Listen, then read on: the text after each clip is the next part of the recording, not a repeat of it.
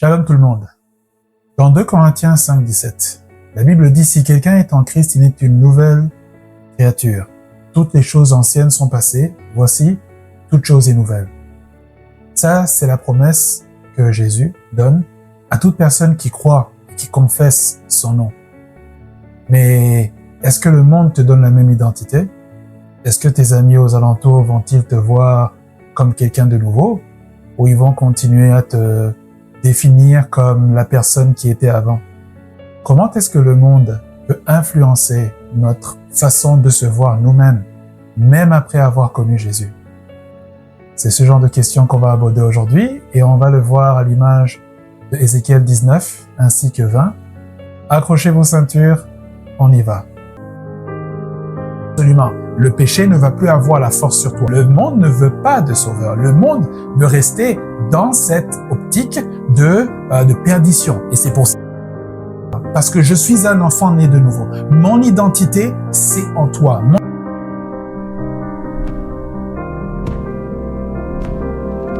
Shalom tout le monde. Bienvenue à l'émission Parole Vivante. On est toujours en train de traverser le livre de Ézéchiel. On est rendu à Ézéchiel 19. Aujourd'hui, on va voir Ézéchiel 19 et 20. Alors, Ézéchiel 19, différemment des chapitres avant, c'est une complainte. Alors, une complainte, c'est pas vraiment une prophétie. C'est comme un chant de mélancolique. Un chant qui parle des choses qui étaient et malgré le potentiel qui était évident, il y a eu une tournure tragique. Et c'est ce que vous pouvez lire dans Ézéchiel 19. Encore une fois, je vous conseille de le lire chez vous pour une meilleure compréhension. Mais je vais quand même lire des versets essentiels et à partir de là, on va répondre à la question que j'ai posée au début de la vidéo. Donc, je lis au nom du Seigneur. Ça dit, verset 2, « Ta mère, qui était-ce? Une lionne. Elle était couchée parmi les lions. C'est au milieu des lionceaux, elle éleva l'un de ses petits qui devint un jeune lion, et apprit à déchirer sa proie. Il dévora des hommes. Les nations entendirent parler de lui. Il fut pris dans leur fosse. Elles mirent une bouche à ses narines et l'emmenèrent dans le pays d'Égypte. Quand la lionne vit qu'elle attendait en vain et qu'elle était trompée dans son espérance, elle prit un autre de ses petits et en fit un jeune lion. Il marcha parmi les lions. Il devint un jeune lion, il apprit à déchirer sa proie. Il dévora les hommes. Il força leurs palais, détruisit leurs villes. Le pays, tout ce qui s'y trouvait fut ravagé au bruit de ses rugissements. Contre lui se rangèrent les nations d'alentour, des provinces. Elles tendirent sur lui un ré, et il fut pris dans leur fosse. Elles mirent une boucle à ses narines, le placèrent dans une cage, et l'emmenèrent auprès du roi de Babylone. Alors, comme vous pouvez le voir, on parle de 2 lions. Il y a une lionne qui élève 2 lionceaux. Le premier, il a élevé. Alors, quand on dit ici que il devint un jeune lion, ça veut dire qu'il a acquis la force d'un lion qui est jeune, parce que les jeunes lions sont réputés qu'ils ont plein de vigueur et plein de force, plus que les vieux lions. Et il dit, il a appris à déchirer sa proie, autrement dit, il devint puissant. Et il dévora les hommes, ça c'est dans un sens de puissance et également démonstration de puissance. Et comme vous pouvez le voir, le premier lion a été pris par les Égyptiens, le deuxième a été pris par les Babyloniens. Alors j'imagine que si vous avez suivi la série, vous vous êtes rendu compte que, je vous avais déjà parlé de ça, que le premier roi, il avait été pris par le pharaon d'Égypte, et le deuxième roi, qui est Sédécias, qui était le roi au temps de Ézéchiel, il allait être pris par le pharaon, plutôt le roi de Babylone, Nebuchadnezzar. Donc, c'est une complainte qui parle des rois, de combien ils étaient puissants, parce que quand on dit ici que il a appris à déchirer sa proie, ça c'est signe de puissance, il dévora les hommes, ça c'est signe des œuvres qu'il a fait pour démontrer sa puissance, et les nations, ils ont entendu parler de sa puissance, et ils l'ont fait un piège. Alors ici, le piège dont il parle, c'est l'idolâtrie. Parce que l'idolâtrie, ça a été le piège de la nation d'Israël. La nation d'Israël n'a pas été défaite parce qu'elle était plus faible. Elle n'a pas été défaite parce qu'elle n'avait pas de technique pour se battre.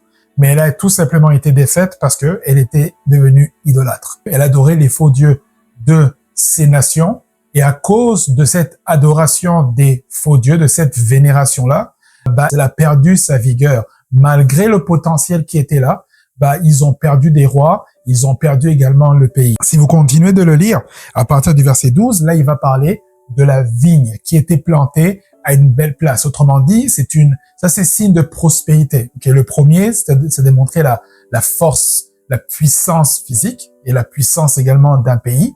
Mais là, il parle également de prospérité. Parce que quand on dit que tu as une vigne qui est plantée près d'un cours d'eau, ça veut dire que tu as une vigne qui est sur une terre, une bonne terre, une terre prospère, une terre féconde, une terre qui produit des fruits. Donc ça, c'est le signe de la prospérité. Donc il n'y avait pas juste la puissance, il y avait également la prospérité. Alors malgré ça, il y a eu la chute. Et la chute, ça a été quoi? Ça a été les idoles. Parce que ici, quand il dit que au bruit de le pays et tout ce qui s'y trouvait fut ravagé, au bruit de ses rugissements. Ça, c'est encore c'est comme une image qui montre que la puissance le pays lui-même ressentait sa puissance. Donc, il y avait vraiment un grand potentiel de puissance et les nations aux alentours, ils n'avaient pas assez de puissance pour le battre. Mais voici ce qui s'est passé, c'est qu'ils ont donné les idoles parce que la puissance d'Israël se trouvait dans leur Dieu. Ils ont donné les idoles.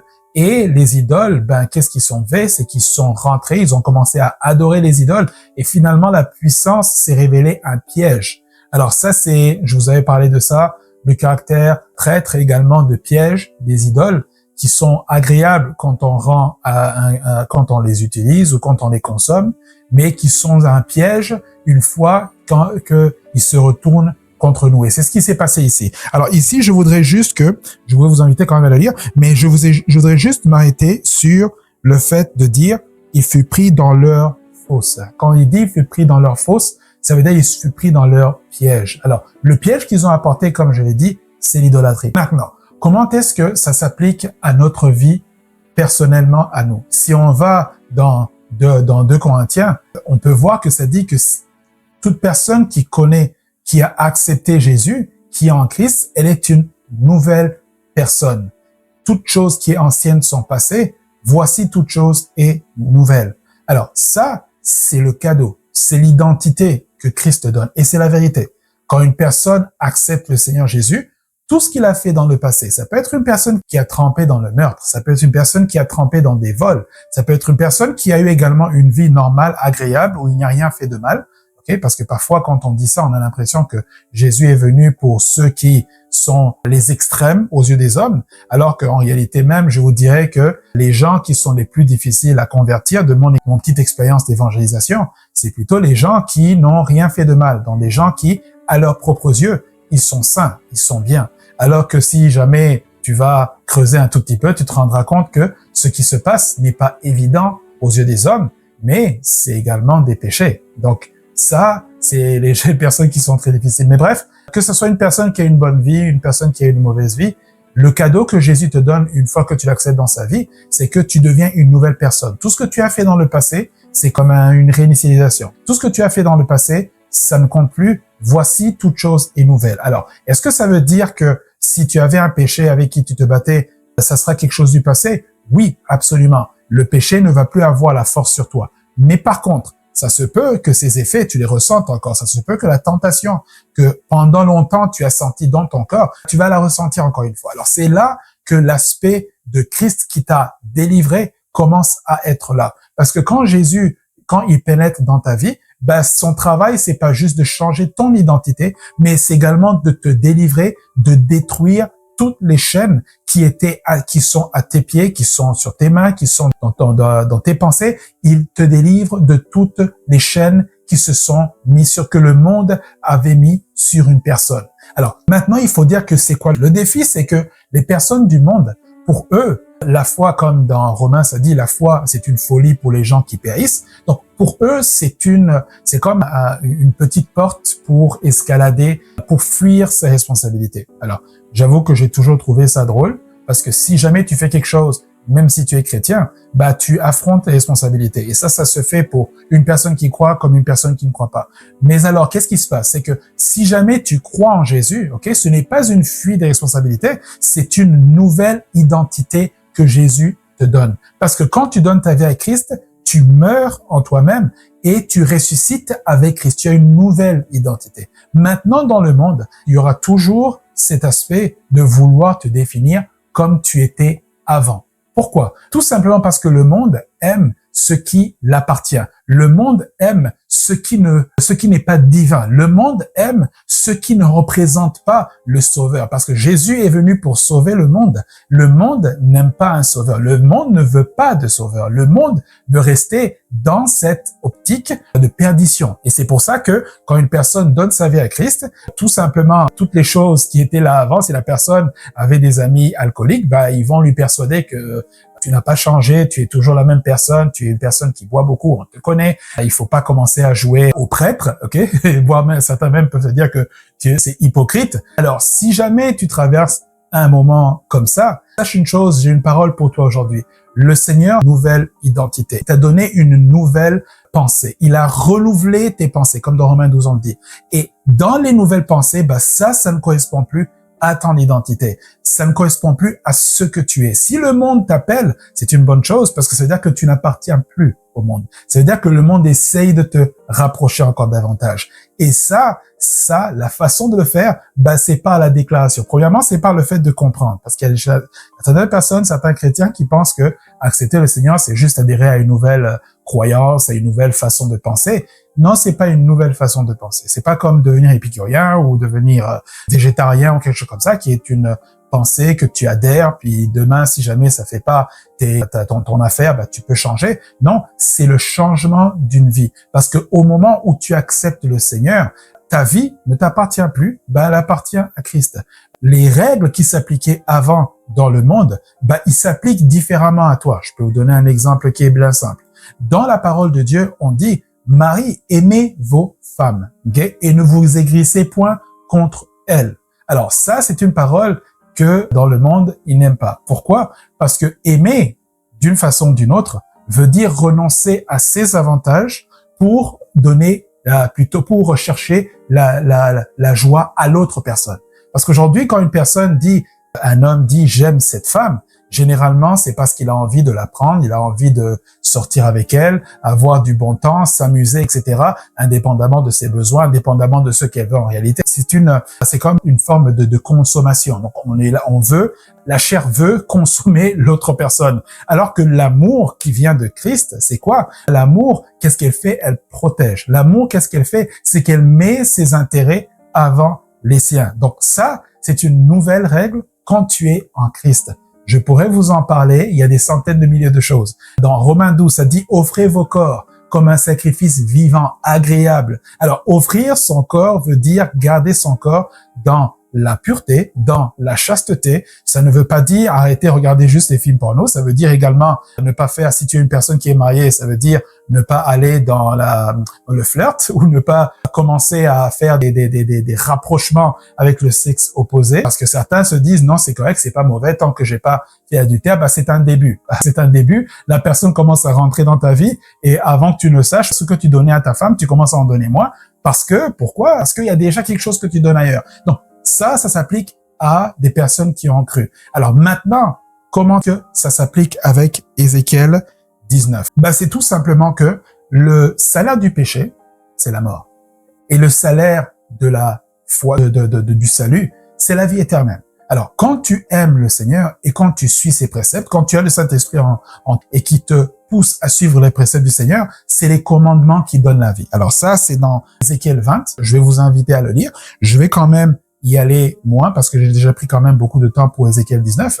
C'est que les règles du Seigneur produisent la vie à celui qui a accepté le Seigneur et qui veut marcher dans la liberté de Christ. Parce qu'il y a des personnes qui acceptent le Seigneur et qui malheureusement refusent de renoncer à leur péché et qui vivent une vie qui est pire que ce qu'elle était avant. Parce qu'il n'y a rien de pire que d'avoir une nouvelle identité dans laquelle on est constamment en train de violer et de détruire notre nouvelle identité. Il aurait mieux fallu ne pas le faire au début, parce que quand tu as une nouvelle identité, tu défends ton identité. Tu marches selon les principes pour que toi-même, tu te sentes bien dans ta nouvelle personne, dans ta nouvelle personnalité. Amen. Alors, ça, c'est ça qui va nous amener à Ézéchiel 20. Je vais juste vous dire un tout petit peu c'est quoi. Alors, Ézéchiel 20 ressemble énormément à Ézéchiel 17. C'est des gens du peuple qui sont allés voir Ézéchiel. Et là, le Seigneur leur a dit, pourquoi je me laisserai consulter encore une fois? Voici ce que tu leur diras, que voilà,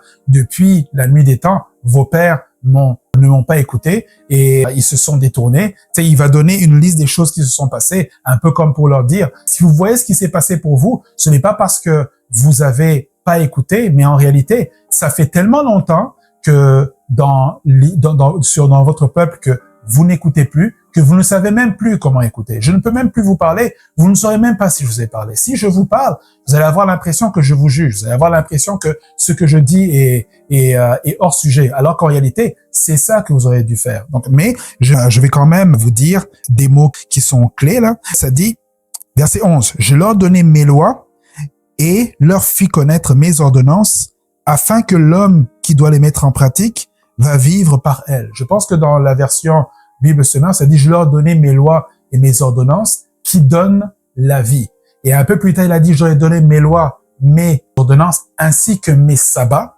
afin qu'ils aient la vie. » Mais ils se sont détournés. Alors, qu'est-ce que ça veut dire? Que ils étaient un peuple choisi, ils avaient une nouvelle identité, leur liberté passait par la loi, passait par le fait de respecter les commandements, et malheureusement, le piège qu'ils se sont mis, c'est qu'ils ne les ont pas suivis. Ils ont violé leur propre identité. Alors, c'est exactement ça qui se passe également en Christ. Est-ce que tu vis des moments de sécheresse? Des moments où tu n'arrives pas à prier? Des moments où tu n'arrives même pas à lire la parole? C'est trop difficile, c'est trop dur. Sache que en toi, il y a le Saint-Esprit. En toi, il y a la parole de Dieu. La parole de Dieu a été déposée dans ton cœur, dans ton être, dans toute sa sagesse et sa richesse. Si jamais tu sens que c'est difficile, sache que ça, c'est un premier signe qui montre qu'il y a une présence d'un corps étranger dans ta vie spirituelle quelque part. Ok, ça a pas besoin d'être cherché de midi à 14 heures. Ok, je te demande pas de commencer à aller passer le scanner à tout ce que tu as fait. Si jamais tu sens que c'est difficile, prends le temps de parler à Jésus. Prends le temps de déclarer ce que je vous ai dit la dernière fois.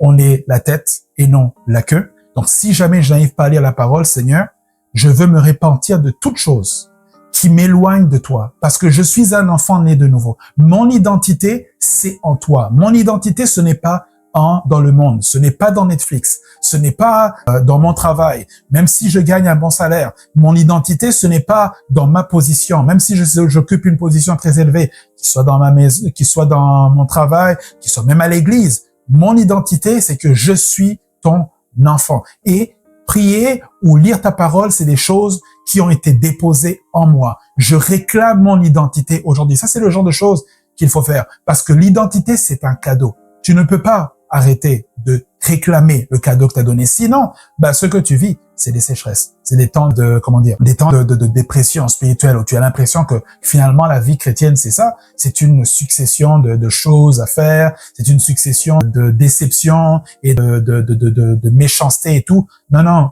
La vie spirituelle, ce n'est ni une suite de déception, ni une suite de méchanceté. Oui, ça arrive des fois que certains frères peuvent te faire du mal, que certains peuvent se blesser. C'est une chose qui arrive, c'est normal, ça fait partie du quotidien de l'homme. Les hommes, on est différents, on a des caractères différents, on a des aspirations différentes. Et oui, parfois, on peut s'accrocher en étant chacun en train de suivre sa voie. Mais ça ne veut pas dire que c'est juste ça. Maintenant, si jamais ça devient très lourd, c'est la présence d'un corps étranger dans ta vie spirituelle. Qu'est-ce que ça a besoin d'être fait? Ça a tout simplement besoin d'être réaligné et de se remettre encore une fois avec la parole de Dieu. Parce que les commandements, comme ça dit dans Ézéchiel 20, elles donnent la vie. Et la vie en abondance. Pas dans les crises, pas dans la douleur et dans les complaintes, non, en abondance, dans la joie. Savez-vous même que une des choses qui fait que le péché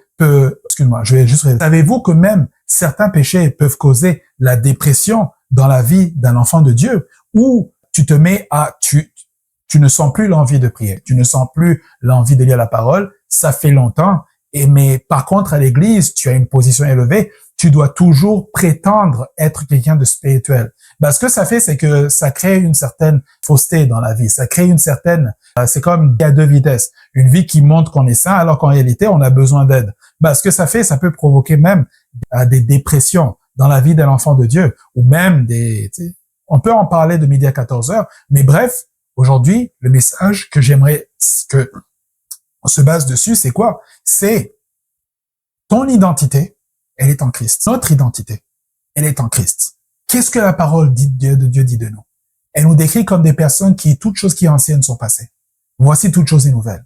L'identité te dit, le péché, comment dire, nous qui vivons dans la foi, comment nous qui sommes, nous pour qui le péché est mort, comment est-ce qu'on peut encore vivre dans le péché? C'est impossible. On n'est plus esclave du péché, on est libre. Alors ça, ce sont des choses que le Seigneur déclare dans notre vie, dans notre identité. Et le monde, qu'est-ce qu'il fait? C'est qu'il utilise ces mêmes choses, comme il a utilisé les idoles, pour nous attirer, pour nous influencer, pour même nous séduire, afin que l'on se détourne de ces cadeaux que le Seigneur nous a donnés. Amen. Aujourd'hui, on va s'arrêter ici. On va continuer la semaine prochaine, mais je prie aujourd'hui, si jamais tu t'es retrouvé, si jamais tu sens que tu n'as pas envie de lire la parole, si jamais tu sens que tu n'as plus envie de prier, si jamais c'est difficile pour toi de pardonner même à ta conjointe, si jamais tu sens de l'amertume dans ton cœur par rapport à quelqu'un et que tu sens que c'est impossible, je lui en veux énormément, sache une chose, avant d'aller scanner ou d'aller, on va dire, aller chercher des solutions très difficiles, commence d'abord par demander au Seigneur, Père, rétablis, que mon identité en moi soit rétablie avant toute chose et que je puisse marcher dans les choses que tu as prévues pour moi. Amen. Soyez bénis. On se dit la semaine prochaine.